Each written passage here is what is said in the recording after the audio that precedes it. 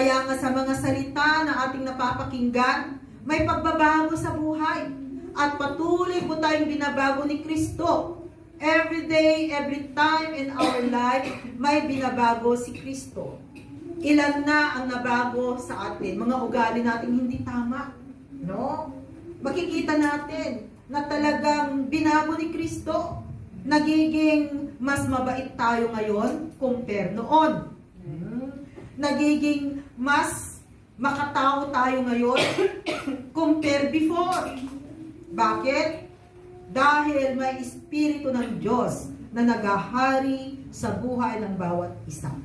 At ang sabi diyan, my sheep listen to my voice. Nakikinig, napapakinggan nila ang aking tinig.